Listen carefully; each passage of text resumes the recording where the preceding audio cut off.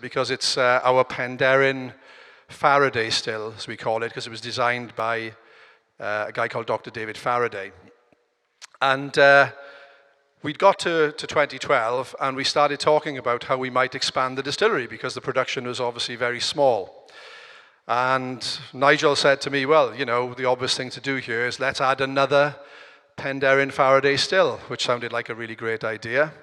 But then I said to Nigel, well, and I had this on advice from a wonderful guy called Dr. Jim Swan, who was our whiskey creator, our whiskey guru.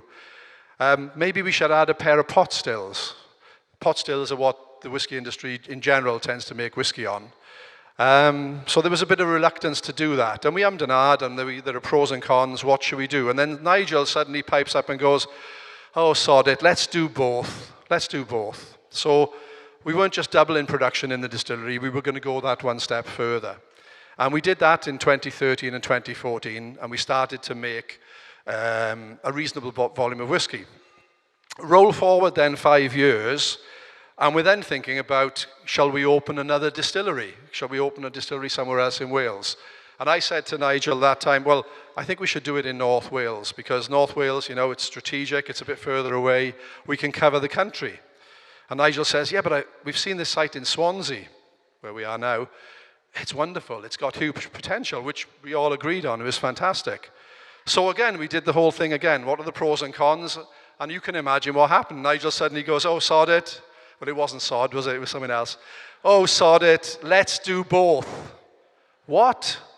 We're going to do 2 distilleries. Neil's now saying to me, can you stop talking to Nigel, please? You know? And that's what happened. And that's, you know, I mean, the rest of the board were involved and there were some fairly robust discussions, but that's the nub of it.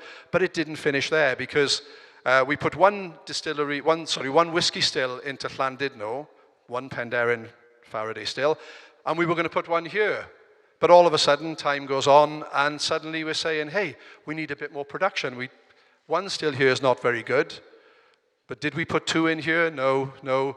We went the whole hog, and we've put a whole other distillery here, which is exactly the same size and capacity as we've got in the Brecon Beacons.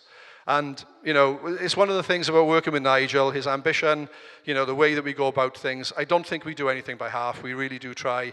And now we have 3 wonderful facilities, 900,000 litres of pure alcohol, which is about 2.5 million bottles of whiskey a year, which, you know, as a small, medium-sized business, that's pretty cool.